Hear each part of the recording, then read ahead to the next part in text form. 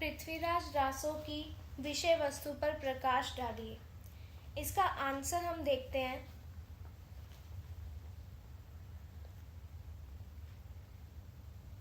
कि जो पृथ्वीराज रासो है ये भारतीय इतिहास में वीर गाथा काल का विशेष स्थान है। इसमें वीरता, शौर्य और राष्ट्रीय भक्ति को जो है प्रमुखता दी गई है। इस काल में जो सबसे प्रसिद्ध रचनाओं में से एक है पृथ्वीराज रासो, जिसे चंद्रबरदाई ने लिखा है। यह महाकाव्य सम्राट पृथ्वीराज चौहान के जीवन, संघर्ष, वीरता और प्रेम को चित्रित करता है। इस ग्रंथ में पृथ्वीराज चौहान के युद्धों, राजनीति संघर्षों और उनके जीवन की महत्वपूर्ण घटनाओं का वर्णन किया गया। तो यहाँ पे हमें इम्पोर्टेंट बात है कि जो पृथ्वीराज रासो है ये लिखा गया है चंद्रबरदाई के द्वारा। ठीक है। और इसमें चंद्रबरदाई ने क्या बताया, इसमें पृथ्वीराज चौहान के जीवन, उसके जीवन में जो संघर्ष हुए वो, और पृथ्वीराज चौहान की वीरता और उसके प्रेम, इन सब के बारे में चंद्रबरदाई ने पृथ्वीराज रासो में हमें बताया है। और पृथ्वीराज रासो का जो है वो वीर गाथा के काल में बहुत महत्वपूर्ण स्थान है। क्यों? क्योंकि ये एक वीर गाथात्मक रचना है। इसकी मुख्य विषय वस्तु देखें तो इसमें सबसे पहले आ जाता है वीरता और युद्ध। तो इस महाकाव्य का जो मुख्य विषय है वो है पृथ्वीराज चौहान की वीरता। ठीक है। इसमें उनके रण कौशल, उनके युद्ध और विजय, इन सब अभिमानों का जो है विस्तृत रूप से वर्णन किया गया है। विशेष रूप से मोहम्मद गौरी के साथ हुए युद्धों को इसमें प्रमुखता दी गई है। पृथ्वीराज चौहान ने तराइन के प्रथम युद्ध में गौरी को पराजित किया था, लेकिन द्वितीय युद्ध में उन्हें हार का सामना करना पड़ा। आगे देखते हैं।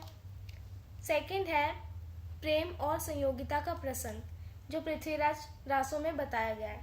तो पृथ्वीराज रासो में जो है पृथ्वीराज चौहान और संयोगिता की प्रेम कथा को भी स्थान दिया गया है। तो पृथ्वीराज चौहान के साथ कौन थी इसमें? संयोगिता। संयोगिता जो थी वो कन्नौज के राजा जयचंद की पुत्री थी और उनके पिता पृथ्वीराज से शत्रुता रखते थे। तो संयोगिता ने स्वयंवर में पृथ्वीराज को अपना वर चुना, जिसके बाद पृथ्वीराज ने उन्हें जयचंद के महल से अपहरण कर विवाह किया। तीसरा पॉइंट है इसमें राजनीतिक संघर्ष और राज्य विस्तार। पृथ्वीराज चौहान का जो राज्य था वो अजमेर से दिल्ली तक फैला हुआ था। इन्होंने क्या किया, कई युद्धों में विजय प्राप्त की और अपने राज्यों का विस्तार किया। तो इस महाकाव्य में हमें उनके प्रशासन, उनकी न्याय व्यवस्था और राजनीतिक रणनीति, इन सभी का उल्लेख देखने को मिलता है। फोर्थ पॉइंट है पृथ्वीराज की कैद और प्रतिशोध। मोहम्मद गौरी ने पृथ्वीराज चौहान को पराजित कर गजनी ले जाकर कैद किया। पृथ्वीराज रासो के अनुसार पृथ्वीराज ने अपने शब्द भेदी बाण तकनीक का उपयोग कर गौरी को मार दिया। हालांकि इतिहासकार इस घटना को जो है वो सत्य नहीं मानते, लेकिन फिर भी यह कथा जो है ये वीरता और प्रतिशोध का प्रतीक बनकर सामने आई। इसका चौथा पॉइंट देखें, पृथ्वीराज रासो का काव्य कौशल। तो पृथ्वीराज रासो में जो है वीर रस की प्रमुखता से प्रयोग किया गया है। इसकी अगर हम भाषा देखें तो इसकी भाषा ब्रज भाषा है। इसी के साथ इसमें संस्कृत और अपभ्रंश के शब्दों का भी हमें समावेश देखने को मिलता है। साथ ही इसमें हमें दोहा, चौपाई, कवित, इन जैसे छंदों का भी प्रयोग जो है देखने को मिलता है। चंद्रबरदाई ने क्या किया, उपमाओं, रूपकों और अन्य अलंकारों का प्रयोग करके युद्ध के दृश्यों को अत्यंत प्रभावी बनाया है। इसका निष्कर्ष देखें तो ये जो पृथ्वीराज रासो है ये केवल एक महाकाव्य नहीं है, बल्कि भारतीय वीरता, प्रेम और संघर्ष, इन सब का प्रतीक है। और ये क्या, ये पृथ्वीराज चौहान के जीवन की घटनाओं को महाकाव्यात्मक रूप में प्रस्तुत करती है। हालांकि इतिहासकारों के अनुसार इसमें कई काल्पनिक घटनाएं भी जोड़ी गई हैं, लेकिन यह रचना भारतीय साहित्य में अमूल्य धरोहर के रूप में स्थापित है। नेक्स्ट क्वेश्चन देखते हैं। नेक्स्ट क्वेश्चन है गीति काव्य के रूप में विद्यापति पदावली की विशेषता बताइए। प्रस्तावना देखें। भारतीय साहित्य में विद्यापति का जो नाम है ये अत्यंत सम्मानजनक स्थान रखता है। और इनकी रचनाओं में विशेष रूप से मैथिली भाषा में जो है लिखी गई है, लेकिन इनकी लोकप्रियता जो है वो पूरे भारत में रही। विद्यापति की जो पदावली है ये इनकी सर्वाधिक प्रसिद्ध काव्य रचना है, जिसमें इन्होंने श्रृंगार और भक्ति दोनों भावों का अद्भुत समन्वय किया है, और यह काव्य गीति काव्य के रूप में अत्यंत महत्वपूर्ण है, क्योंकि इसमें संगीतात्मकता, लयबद्धता और भावात्मक गहराई का जो है हमें सुंदर समावेश देखने को मिलता है। आगे देखते हैं कि गीति काव्य के रूप में जो विद्यापति पदावली है उसकी विशेषताएं क्या है। इन्हें हम कुछ पॉइंट्स के थ्रू जानेंगे। तो इसमें पहला पॉइंट जो है वो है श्रृंगार रस की प्रधानता, यानी कि इसमें जो है हमें श्रृंगार रस देखने को मिलता है। तो विद्यापति पदावली में श्रृंगार रस का एक विशेष स्थान है।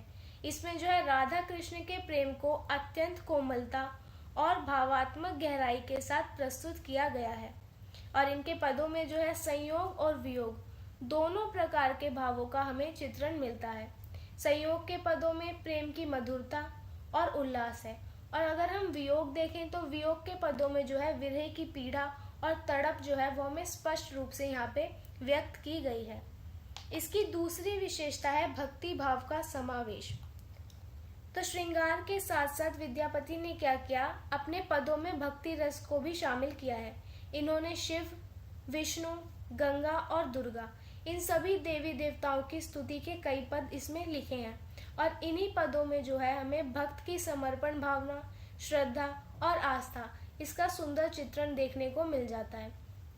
इसकी तीसरी विशेषता है संगीतात्मकता और लयबद्धता। ये विद्यापति की जो पदावली है इसकी सबसे बड़ी विशेषताओं में इसकी संगीतात्मकता आ जाती है, क्योंकि इनके पदों में जो है रागों के अनुसार लिखे गए हैं और इन्हें रागों के अनुसार गाया जाता है, जिसमें क्या हुआ, इनकी जो लोकप्रियता और प्रभावशीलता है वो बढ़ जाती है। और इन पदों में जब लय, ताल और छंद इन सब का अत्यंत सुंदर प्रयोग किया जाता है ना, तो ये बहुत सहज बन जाते हैं, जिन्हें बहुत आसानी से जो है गाया जा सकता है। इसकी चौथी विशेषता है लोक जीवन का चित्रण। तो विद्यापति के जो पद हैं इसमें हमें लोक जीवन का जो है सुंदर चित्रण देखने को मिलता है। इन्होंने क्या किया, इन्होंने ग्रामीण जीवन, प्रकृति, प्रेम और सामाजिक परिस्थितियों इन सबको बहुत सहजता के साथ इसमें प्रस्तुत किया है, और इनके पदों में जो है हमें लोक भावना और जन सामान्य की अनुभूतियाँ ये सब स्पष्ट रूप से जो है देखने को मिल जाती है। आगे देखते हैं, इसकी पांचवी विशेषता है इसकी भाषा और शैली। तो विद्यापति की जो भाषा है ना वो बहुत सरल है, प्रभावमय है और भावात्मक है। इन्होंने क्या किया, इन्होंने मैथिली भाषा में अपने पदों की रचना की, लेकिन इनकी शैली इतनी प्रभावशाली थी कि पूरे भारत में ये प्रसिद्ध हो गई, और इनकी रचना में जो है हमें संस्कृत, अपभ्रंश और लोक भाषा इन सभी का जो सुंदर मिश्रण देखने को मिलता है। अगर हम इसके निष्कर्ष की बात करें तो ये विद्यापति की जो पदावली है ये भारतीय साहित्य की जो है अमूल्य धरोहर के रूप में स्थापित हुई है। ये न केवल श्रृंगार और भक्ति का उत्कृष्ट उदाहरण है, बल्कि ये संगीतात्मकता और लोक जीवन के चित्रण के कारण भी अत्यंत महत्वपूर्ण है। विद्यापति के जो पद है ये आज भी लोक गीतों और भजन के रूप में गाए जाते हैं, जिससे इसकी लोकप्रियता और प्रभावशीलता बनी हुई है। नेक्स्ट देखते हैं। नेक्स्ट क्वेश्चन है हमारा, कबीर की भाषा में विभिन्न रूपों की चर्चा कीजिए। तो यहाँ हमें कबीर की भाषा के बारे में बताना है। इसकी प्रस्तावना देखें। कबीरदास जो थे ये भारतीय संत साहित्य के प्रमुख कवि थे। इनकी वाणी में जो है हमें समाज के गहरे प्रभाव देखने को मिलते हैं, और इनकी भाषा शैली जो थी वो अद्वितीय थी। क्यों? क्योंकि इसमें विभिन्न प्रकार की भाषाओं और बोलियों का जो है समावेश था। कबीरदास की जो भाषा थी इसे सुधक्कड़ी कहा जाता था, जो कई भाषाओं का मिश्रण थी। इन्होंने अपनी रचनाओं में क्या किया, अवधी, ब्रज भाषा, भोजपुरी, पंजाबी, राजस्थानी, खड़ी बोली, अरबी और फारसी इन सभी भाषाओं के शब्दों का प्रयोग किया है, और इनकी जो भाषा है वो बहुत सरल, सहज और प्रभावशाली भी थी, जो कि जन सामान्य में बहुत आसानी से समझ आ जाने वाली थी।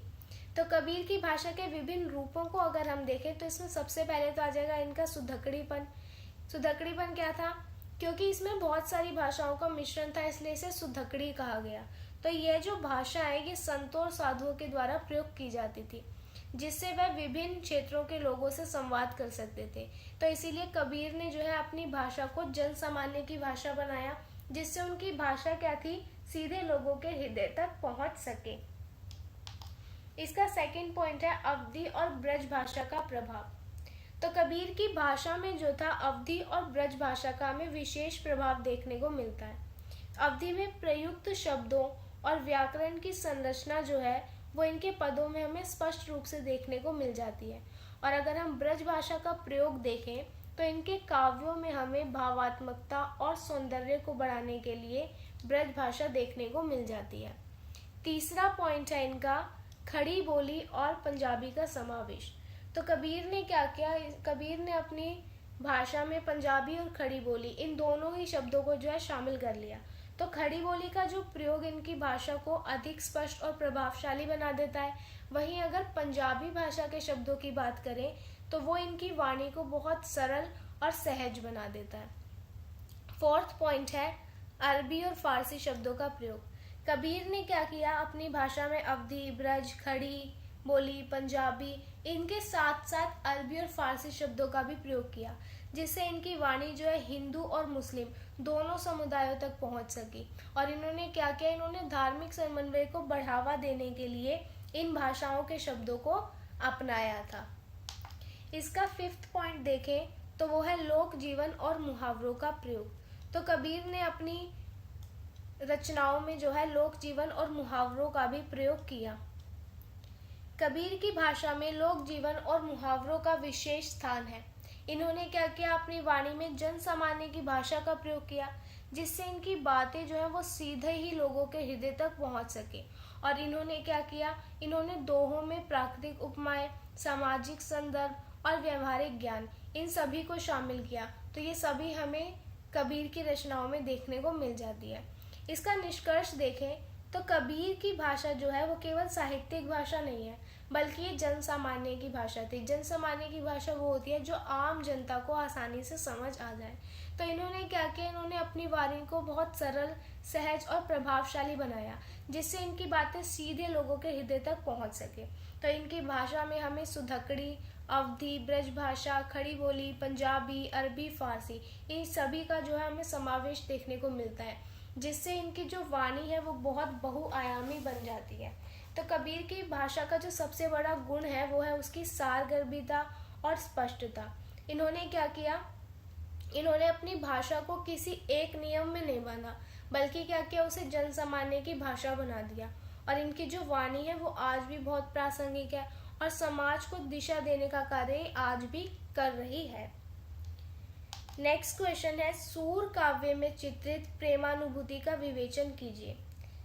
इसकी प्रस्तावना देखते हैं। हिंदी साहित्य के भक्ति काल में सूरदास का नाम अत्यंत महत्वपूर्ण स्थान रखता है। इनकी रचनाएं विशेष रूप से जो है वो कृष्ण भक्ति पर केंद्रित हैं। इन्होंने क्या किया, इन्होंने प्रेम, वात्सल्य और माधुर्य भावों का समन्वय अपनी रचनाओं में दिखाया। सूरदास ने क्या किया, अपने काव्य में जो है श्रृंगार और भक्ति इन दोनों को समान रूप से स्थान दिया है।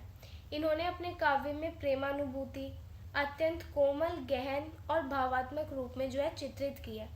तो सूर के काव्य में चित्रित प्रेमानुभूति को समझने के लिए हम कुछ पॉइंट्स देखते हैं। सबसे पहला है माधुर्य भाव और राधा कृष्ण का प्रेम।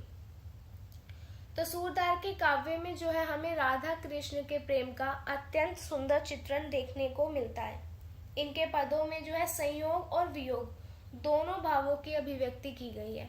संयोग के पदों में जो है हमें प्रेम की माधुरता, उल्लास और आनंद ये सब देखने को मिल जाता है।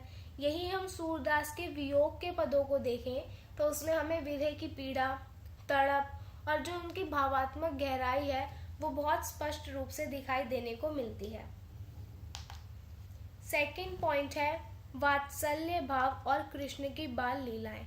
तो सूरदास ने अपने काव्य में जो है कृष्ण की बाल लीलाओं को हमें दिखाया है, जो कि अत्यंत मनोहारी चित्रण में हमारे सामने प्रस्तुत की गई है। इनके पदों को अगर हम देखें तो इनके पदों में जो है माता यशोदा और कृष्ण के बीच का जो वात्सल्य भाव होता है ना, वो बहुत गहन तरीके से हमें दिखाया गया है। जो कृष्ण की बाल लीलाओं में उनकी चंचलता थी, उनकी मासूमियत थी और जो उनका प्रेम था, इन सभी को सूरदास ने बहुत कोमलता के साथ हमारे सामने प्रकट किया है।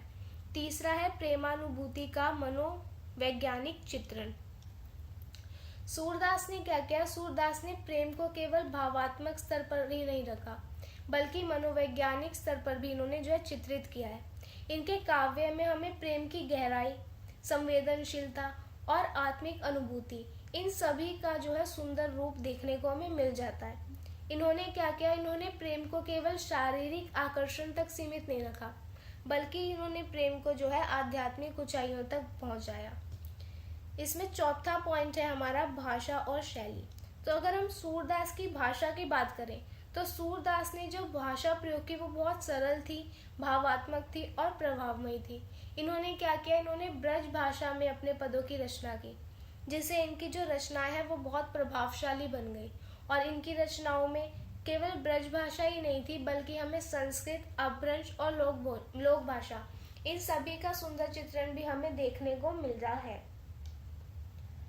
आगे निष्कर्ष देखते हैं। तो सूरदास का जो काव्य था ना, वो प्रेमानुभूति का अद्वितीय उदाहरण था। ठीक है, इसमें हमें प्रेमानुभूति देखने को मिल जाती है। इन्होंने क्या किया? इन्होंने प्रेम को केवल सांसारिक रूप में नहीं देखा, बल्कि इन्होंने क्या किया? उसको आध्यात्मिक रूप में हमारे सामने प्रस्तुत किया। इनके काव्य में हमें राधा कृष्ण के प्रेम, ठीक है, वात्सल्य भाव और मनोवैज्ञानिक गहराई का अद्भुत समन्वय देखने को मिल जाता है। तो सूरदास का जो काव्य है ये आज भी क्या है? भारतीय साहित्य की एक अमूल्य धरोहर के रूप में स्थापित है। सूर काव्य में जो है प्रेमानुभूति का विवेचन और भी गहराई से किया जा सकता है। सूरदास के काव्य अगर देखें तो इनके काव्यों में प्रेम जो है वो केवल सांसारिक नहीं है, बल्कि आध्यात्मिक ऊंचाइयों तक भी पहुंचा हुआ है। और इनके पदों में राधा कृष्ण के प्रेम का जो चित्रण किया गया है वो बहुत कोमलता और भावात्मक गहराई के साथ किया गया है। नेक्स्ट क्वेश्चन देखें, मीरा की भक्ति पर विचार कीजिए। इसमें हमें मीरा की भक्ति के बारे में बताना है कि मीरा की भक्ति का स्वरूप कैसा था। तो भारतीय भक्ति आंदोलन में जो है मीराबाई का नाम अत्यंत महत्वपूर्ण स्थान रखता है। इनकी भक्ति की बात करें तो इनकी भक्ति जो थी वो केवल एक साधना नहीं थी, बल्कि क्या थी? उनके पूरे जीवन का सार इनकी भक्ति थी। मीरा ने क्या किया? मीरा ने कृष्ण के प्रति अपना अनन्य प्रेम दिखाया, समर्पण दिखाया और अपना आत्मिक जुड़ाव दिखाया।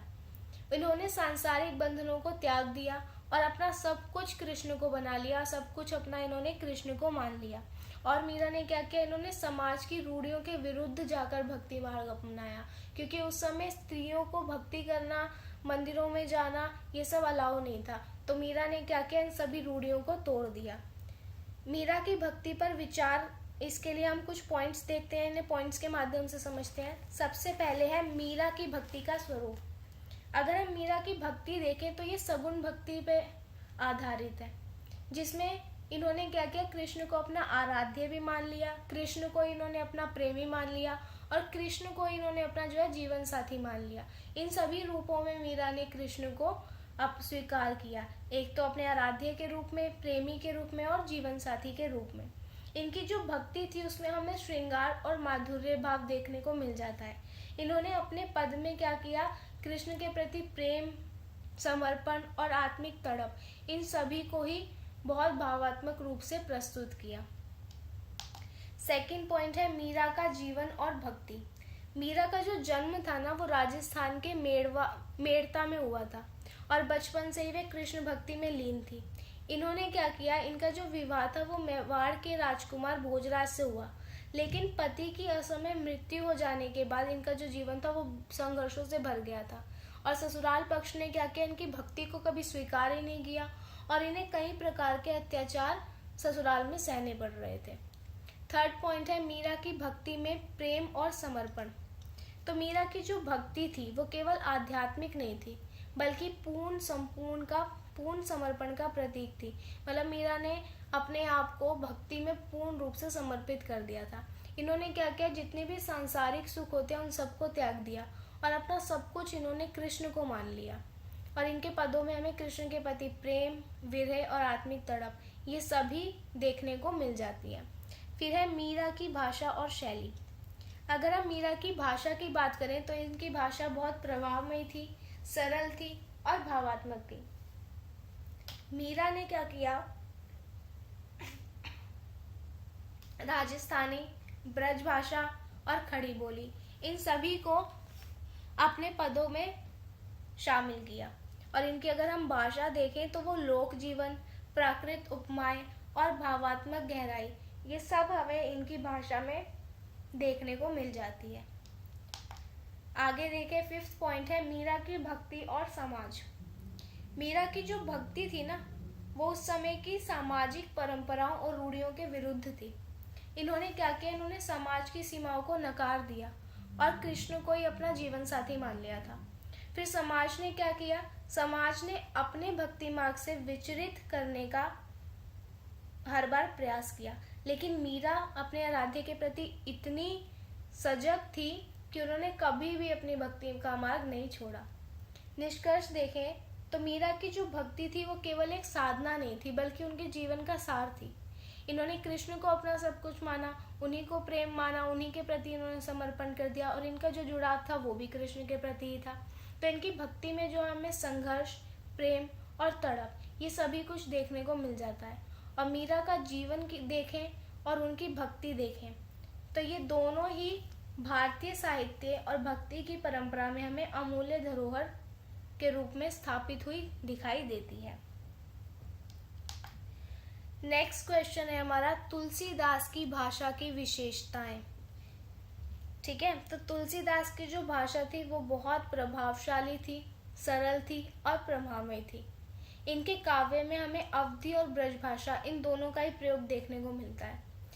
इनकी भाषा की विशेषताएं देखें तो सबसे पहली विशेषता है अवधी और ब्रज भाषा का प्रयोग। तुलसीदास ने क्या किया, इन्होंने अपनी रचनाओं में अवधी और ब्रज भाषा दोनों का ही प्रयोग किया है।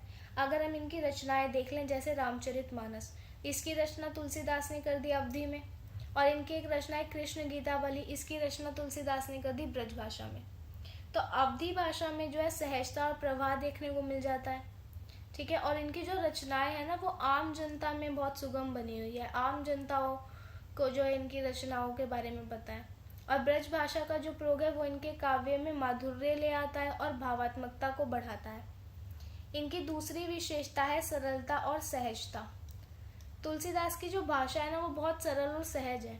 इन्होंने क्या किया, इन्होंने कठिन संस्कृत शब्दों को अपने काव्य में स्थान नहीं दिया। इन्होंने कठिन संस्कृत शब्दों की जगह जो है जन सामान्य की भाषा का प्रयोग किया अपनी रचनाओं में। जिससे क्या हुआ, जिससे इनकी जो रचनाएं थी वो हर वर्ग के लोगों को तो समझ आई। तो इनकी भाषा में हमें सहजता और स्पष्टता देखने को मिलती है, जिससे इनके जो विचार हैं वो पाठकों तक सीधे ही पहुंच जाते हैं। 3rd पॉइंट है प्रभावमयी भाषा। इनकी भाषा में हमें लय देखने को मिलती है और संगीतात्मकता देखने को मिलती है, जिससे क्या हुआ, जिससे इनके जो पद हैं वो अत्यंत गेय बन गए हैं और इनकी रचनाएं पढ़ने और सुनने में अत्यंत मधुर लगती है। इनकी रचनाओं में हमें लय देखने को मिलता है, तो लोग इनकी रचनाओं को गाते हैं, और अगर जन सामान्य में कोई रचना गाई जा रही है तो वो सबको बहुत अच्छे से समझ भी आती है और उन्हें वो याद भी हो जाती है। तो इसी तरह इनकी रचनाएं भी सबको याद है। फिर चौथे इनकी विशेषता है संस्कृत निष्ठ शब्दावली। तुलसीदास ने क्या किया, अपनी भाषा में संस्कृत के शब्दों का प्रयोग किया, लेकिन इनकी जो रचनाएं हैं वो अधिक प्रभावशाली बनी। इन्होंने संस्कृत के शब्दों के प्रयोग में जो है गंभीरता और गरिमा बनाई रखी। ठीक है, 5th पॉइंट है लोक जीवन का चित्रण। तुलसीदास ने क्या किया, इन्होंने अपनी भाषा में जो है लोक जीवन की जो सामाजिक व्यवस्था है वो, और इनकी जो धार्मिक आस्थाएं हैं, इन सभी का सुंदर चित्रण किया है। इन्होंने क्या किया, ग्रामीण जीवन, प्रकृति और समाज की जो वास्तविकता थी ना उस समय की, उन सभी को अपनी भाषा में समाहित किया है। 6 पॉइंट है मुहावरों और लोकोक्तियों का प्रयोग। तुलसीदास ने क्या किया, अपनी भाषा में लोकोक्ति और मुहावरों को शामिल किया। इससे उनकी जो भाषा है वो बहुत सजीव बन गई। इसका एक एग्जाम्पल देखें तो उन्होंने बहुत जगह पे क्या किया है, लोकप्रिय कहावतों का प्रयोग किया अपनी रचनाओं में, जिससे जो है इनकी रचनाएं जन सामान्य के हृदय तक पहुंचती हैं। 7वां पॉइंट है इसका अलंकारों का प्रयोग। इन्होंने तुलसीदास ने क्या किया, इन्होंने अपनी रचनाओं में रूपक, उपमा, अनुप्रास और श्लेष कई प्रकार के जो है अलंकारों का प्रयोग किया, जिससे इनकी भाषा जो है वो बहुत सुंदर बन गई। और इनके काव्य में जो अलंकारों का प्रयोग किया गया है वो अत्यंत प्रभावशाली ढंग से किया गया है, जिससे क्या हुआ, इनकी भाषा में हमें काव्यात्मकता और सौंदर्यता ये सब देखने को मिलता है। 8वां पॉइंट है रसों की विविधता। तो तुलसीदास की भाषा में हमें भक्ति रस, वीर रस, श्रृंगार रस और करुण रस इन सब का समन्वय देखने को मिल जाता है। तुलसीदास ने क्या किया, इन्होंने केवल कुछ रसों को ही नहीं बल्कि विभिन्न प्रकार के रसों का प्रयोग अपनी भाषा में किया, जो इनकी भाषा को भावात्मक बना देता है और बहुत समृद्ध बन जाती है इनकी रचनाएं। नेक्स्ट है छंदों में विविधता। तुलसीदास ने अपने काव्य में दोहा, चौपाई, सोरठा और कवित इन सभी प्रकार के छंदों का प्रयोग किया है। और इन छंदों के प्रयोग से क्या हुआ, इन छंदों के प्रयोग से जो इनकी भाषा है उसमें लयबद्धता और संगीतात्मकता आई है। 10वां है भावनात्मक गहराई। तो तुलसीदास की जो भाषा है इसमें हमें आध्यात्मिकता, भक्ति और प्रेम की जो गहरी है अनुभूति है वो हमें इसमें देखने को मिल जाती है। इन्होंने अपनी भाषा में क्या किया, भावनाओं को बहुत प्रभावशाली ढंग से पाठकों के सामने प्रस्तुत किया है। 11वां पॉइंट है समन्वयवादी दृष्टिकोण। तुलसीदास ने क्या किया, अपनी रचनाओं में शैव, वैष्णव, सगुण और निर्गुण इन सभी भक्ति को स्थान दिया।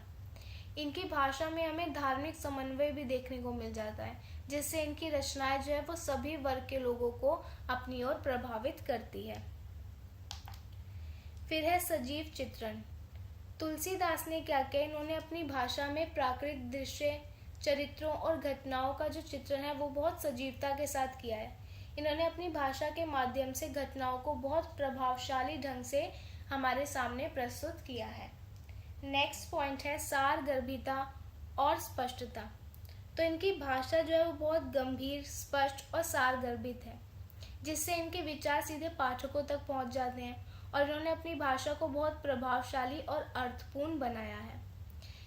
अगर हम निष्कर्ष देखें तो तुलसीदास की भाषा जो है वो केवल साहित्यिक सौंदर्य तक सीमित नहीं है, बल्कि ये जनसामान्य की भी भाषा थी, जिससे क्या हुआ, जिससे इनकी रचनाएं आज भी बहुत प्रासंगिक है। तो इनकी भाषा में हमें सरलता, भावात्मकता, धार्मिकता और प्रवाह इन सभी का जो है समन्वय देखने को मिल जाता है। इनकी भाषा ने क्या किया, हिंदी साहित्य को एक नई दिशा प्रदान कर दी और उसे जन सामान्य के लिए बहुत सहज और सुगम बना दिया। नेक्स्ट क्वेश्चन है हमारा, घनानंद के प्रेम संबंधी दृष्टिकोण का मूल्यांकन कीजिए। इसे देखते हैं। तो रीतिकालीन कवियों में जो है घनानंद का विशेष स्थान है। इन्होंने क्या किया, घनानंद जो थे वो प्रेम के कवि थे, लेकिन इनका जो प्रेम था वो अन्य रीतिकालीन कवियों की तुलना में अधिक व्यक्तिगत था, आत्मपरक था और संवेदनशील था। इन्होंने क्या किया, प्रेम को केवल सौंदर्य और आकर्षण तक सीमित नहीं रखा, बल्कि इसकी जगह इन्होंने प्रेम को आत्मिक अनुभूति और गहन संवेदना के रूप में हमारे सामने प्रस्तुत किया है। इनके काव्य में हमें प्रेम की पीड़ा, विरह और इसमें जो तड़प होती है ना, उसका चित्रण देखने को हमें मिल जाता है। तो घनानंद के प्रेम संबंधी दृष्टिकोण को हम कुछ पॉइंट्स के द्वारा समझते हैं। पहला है आत्मपरकता और प्रेम की गहन अनुभूति। तो घनानंद की कविता में जो है प्रेम का वर्णन बहुत आत्मपरक और संवेदनशील तरीके से प्रस्तुत किया गया है। इन्होंने अपने व्यक्तिगत अनुभवों और भावनाओं को कविता में व्यक्त कर दिया, जिससे क्या हुआ, इनकी कविता में बहुत गहराई और मार्मिकता आती है। अन्य रीतिकालीन कवि जैसे कि बिहारी हो गए, देव और केशवदास, इन्होंने क्या किया, इन्होंने भी प्रेम का वर्णन किया था, लेकिन इनका जो प्रेम था वो अधिकतर आदर्शवादी और परंपरागत था। लेकिन घनानंद का प्रेम कैसा था, घनानंद के प्रेम में जो है हमें गहराई और मार्मिकता देखने को मिलती है। क्यों? क्योंकि इन्होंने अपनी रचनाओं में अपने व्यक्तिगत और आत्मपरक जीवन को ही हमारे सामने दिखाया है। नेक्स्ट पॉइंट है नायिका भेद की अनुपस्थिति। तो रीतिकाल की जो प्रमुख विशेषता थी वो नायिका भेद थी। इसमें क्या था, विभिन्न प्रकार की नायिकाओं का वर्णन किया जाता था। जैसे अगर हम बिहारी और देव जैसे कवियों का नायिका भेद देखें, वो जो है घनानंद के नायिका भेद से बिल्कुल अलग है। घनानंद की कविताओं में हमें ये परंपरा जो है कम देखने को मिलती है, जो हमें देव और बिहारी में देखने को मिली। घनानंद क्या थे, ये अधिकतर अपनी प्रेमिका की व्यक्तिगत और विशिष्ट विशेषताओं का वर्णन अपनी रचनाओं में किया करते थे, जिससे इनकी कविता जो है वो एक अद्वितीयता के साथ हमारे सामने प्रस्तुत होती थी। तीसरा है विरह और विछोह का गहन चित्रण। घनानंद की कविताओं में हमें विरह और विछोह का चित्रण देखने को मिल जाता है। इनके प्रेम में जो है विछोह और वियोग का दर्द हमें बहुत स्पष्ट रूप से झलकता हुआ दिखाई देता है। ये जो दर्द और पीड़ा हम इनके काव्यों में देखते हैं ना, यही इनकी गहरी संवेदनशीलता और सजीवता लाती है इनकी रचनाओं में। नेक्स्ट पॉइंट है स्वाभाविक भाषा और भाव। तो घनानंद की कविताओं में जो है भाषा और भाव स्वाभाविक और सरल रूप से हमें देखने को मिल जाता है। इन्होंने क्या किया, इन्होंने अपने अनुभवों और भावनाओं को बहुत सहज और सरल भाषा में हमारे सामने प्रस्तुत किया, जो हमें बहुत सजीव सा दिखाई देता है। और इनकी कविताएं जो हैं वो सीधे पाठकों के हृदय तक पहुंच जाती हैं। जो अन्य रीतिकाल कवियों ने अक्सर क्या किया, अलंकारिक और संस्कृत भाषा का प्रयोग किया अपनी कविताओं में, जिससे इनकी कविताएं कहीं जटिल और कठिन हो जाती थी। लेकिन वहीं घनानंद ने क्या किया, घनानंद ने बहुत सहज और सरल भाषा का प्रयोग अपनी कविताओं में किया। फिफ्थ पॉइंट है व्यक्तिगत पीड़ा और समाज से अलगाव। तो घनानंद की कविताओं में जो है उनकी व्यक्तिगत पीड़ा और समाज से अलगाव की भावना स्पष्ट रूप से झलकती है। इन्होंने अपनी कविताओं में अपनी प्रेमिका से बिछुड़ने की पीड़ा और समाज से अलगाव को जो है मार्मिक ढंग से हमारे सामने प्रस्तुत किया है। नेक्स्ट पॉइंट है धार्मिक और आध्यात्मिक तत्व। तो घनानंद की कविताओं में हमें धार्मिक और आध्यात्मिक तत्वों का समावेश देखने को मिल जाता है। इन्होंने अपने प्रेम को एक आध्यात्मिक और देवीय रूप में हमारे सामने प्रस्तुत किया है। इनके प्रेम में अगर हम देखें तो आत्मिक और आध्यात्मिक गहराई हमें देखने को मिल जाती है, जो कि इनकी कविताओं को बहुत विशिष्ट बना देती है। इसका निष्कर्ष देखते हैं। घनानंद का जो प्रेम संबंधी दृष्टिकोण था वो रीतिकालीन प्रेम की परंपरागत धारा से अलग था। इन्होंने प्रेम को केवल सौंदर्य और आकर्षण तक सीमित नहीं रखा, बल्कि क्या किया, इन्होंने उसके आत्मिक अनुभूति और गहन संवेदनशीलात्मक रूप को हमारे सामने प्रस्तुत किया। और इनकी कविताओं में हमें आत्मपरकता, प्रेम की गहन अनुभूति और विरह, ये सभी कुछ मार्मिक रूप से चित्रित होता दिखाई देता है। इसी के साथ हमारा आज का वीडियो यहीं समाप्त होता है। वीडियो पसंद आया हो तो वीडियो को लाइक एंड शेयर ज़रूर करें और हमारे चैनल को सब्सक्राइब करना ना भूलें। मिलते हैं हम अपने नेक्स्ट वीडियो में, तब तक के लिए थैंक यू।